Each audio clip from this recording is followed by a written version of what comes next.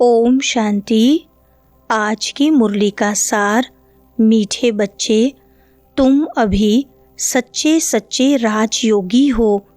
तुम्हें राज ऋषि भी कहा जाता है। राज ऋषि माना ही पवित्र। प्रश्न है, तुम बच्चे मनुष्यों को माया रूपी रावण की दलदल से कब निकाल सकेंगे? उत्तर है, जब तुम खुद उस दलदल से निकले हुए होंगे।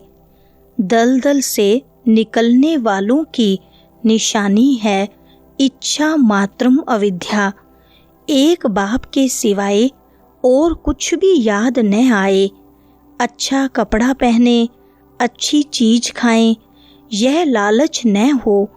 तुम पूरा ही वनवाह में हो, इस शरीर को भी भूले हुए। मेरा कुछ भी नहीं, मैं आत्मा हूँ। ऐसे आत्माभिमानी बच्चे ही रावण की दलदल से मनुष्यों को निकाल सकते हैं। सुनते हैं मुख्य पॉइंट्स। पहली पॉइंट, अब बताओ तुम कब से राह भूले हो? कोई ने कहा द्वापर से, कोई ने कहा सतयुग से। जो कहते हैं द्वापर से भूले हैं वे रोंग हैं। सतयुग से राह भूले हैं। राह बताने वाला तो अभी तुमको मिला है। सतयुग में राह बताने वाले को नहीं जानते हैं। वहाँ कोई बाप को जानते ही नहीं, गोया भूले हुए हैं। भूलना भी ड्रामा में नूंद है। फिर अभी राह बताने आए हैं। कहते हैं ना, प्रभु राह बताओ। बाबा प्रश्न पूछते हैं बुद्धि चलाने लिए। दूसरी पॉइंट, बाप कल्प कल्प आते हैं। अभी निराकार बाप आत्माओं को समझाते हैं। कोई भी अपनी आत्मा को नहीं जानते। ऐसे कभी कोई नहीं बताएंगे कि हमारी आत्मा में सारा पार्ट भरा हुआ है। कभी नहीं कहेंगे कि मैं अनेक बार यह बना हूँ, पार्ट बजाया है। ड्रामा को वह जानते ही नहीं।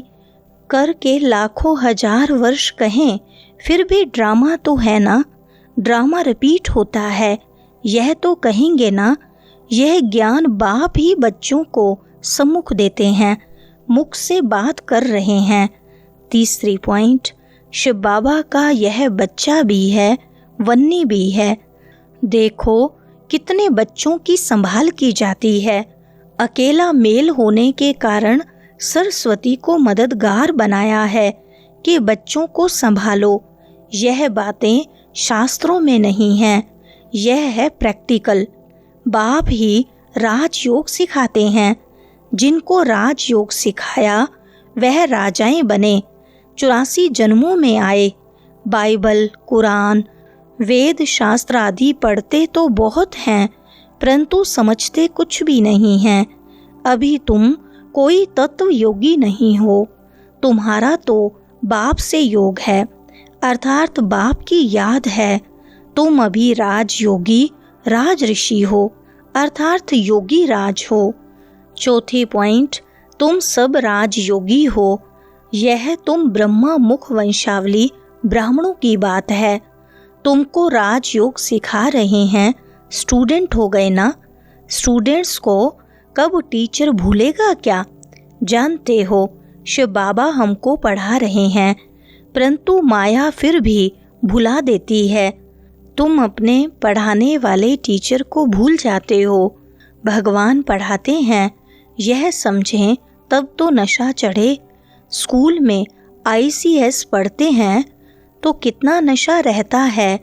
तुम बच्चे तो 21 जन्म के लिए यह राजयोग की पढ़ाई पढ़ते हो। पढ़ना तो फिर भी होता है। राज विद्या भी पढ़नी पड़े, भाषा आदि सीखनी पड़े। पांचवी पॉइंट, यह सीढ़ी अच्छी रीति याद करो। 84 जन्म पूरे हुए, अब हमको जाना है तो खुशी होती है। यह बेहद का नाटक है। आत्मा कितनी छोटी है, पार्ट बजाते बजाते आत्मा थक जाती है। तब कहते हैं बाबा राह बताओ तो हम विश्राम पाएं, सुख शांति पाएं। तुम सुख धाम में हो तो तुम्हारे लिए वहाँ सुख शांति भी है।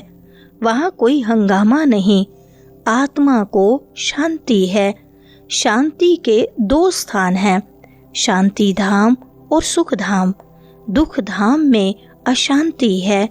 छठी पॉइंट, जिनको बहुत पैसे हैं समझते हैं हम सुख में हैं। सन्यासी घर बार छोड़ जंगल में जाते हैं, कोई हंगामा तो है नहीं तो शांत तो हो जाते हैं, परंतु वह हुआ अल्पकाल के लिए। आत्मा का जो शांति स्वधर्म है उसमें तुम शांति में रहते हो। यहाँ तो प्रवृत्ति में आना ही है, पाठ बजाना ही है, यहाँ आते ही हैं कर्म करने। कर्म में तो आत्मा को जरूर आना ही है। तुम बच्चे समझते हो, यह समझाने बेहद का बाप दे रहे हैं। निराकार भगवान उवाच, अब तुम जानते हो हम आत्मा हैं, हमारा बाप परमात्मा है। 7वीं पॉइंट, अब बाप कहते हैं बच्चे देही अभिमानी बनो, यही मेहनत है। आधा कल्प से जो खाद पड़ती है वह इस याद से ही निकलेगी। सन्यासी लोग मुक्ति की सौगात पसंद करते हैं। कोई मरता है तो भी कहते हैं स्वर्गवासी हुआ। सन्यासी कहेंगे ज्योति ज्योत समाया, जिसमें सब मिल जाएंगे। वह तो रहने का स्थान है जहाँ हम आत्माएं रहती हैं। बाकी कोई ज्योति व आग थोड़ी है जिसमें सब मिल जाएं। 8वीं पॉइंट, बच्चे बहुत कहते हैं बाबा याद करने में दिक्कत होती है, बिंदी रूप को कैसे याद करें। आधा कल्प तो बड़े लिंग रूप को याद किया, वह भी बाप समझाते हैं। बिंदी की तो पूजा हो न सके, इनका मंदिर कैसे बनाएंगे। बिंदी तो देखने में भी न आए, इसलिए शिवलिंग बड़ा बनाते हैं। बाकी आत्माओं के सालीग्राम तो बहुत छोटे छोटे बनाते हैं, अंडे मिसल बनाते हैं। कहेंगे पहले यह क्यों नहीं बताया, परमात्मा बिंदी मिसल है। बाप कहते हैं उस समय यह बताने का पार्ट ही नहीं था। अरे तुम ICS शुरू से क्यों नहीं पढ़ते हो, पढ़ाई के भी कायदे हैं ना। 9वीं पॉइंट, अब तुम समझ सकते हो कि हम माया रूपी रावण की दलदल से कितना निकले हैं। जितना जितना निकलते जाते हैं उतना उतना खुशी होती है। जो खुद निकला होगा उनके पास शक्ति होगी दूसरे को निकालने की। बाण चलाने वाले कोई तीखे होते हैं, कोई कमज़ोर होते हैं। भील और अर्जुन का भी मिसाल है ना। अर्जुन साथ रहने वाला था। अर्जुन एक को नहीं, जो बाप के बनकर बाप के साथ रहते हैं उनको कहा जाता है अर्जुन। साथ में रहने वाले और बाहर में रहने वाले की रेस कराई जाती है। भील अर्थात बाहर रहने वाला तीखा चला गया। दृष्टांत एक का दिया जाता है, बात तो बहुतों की है।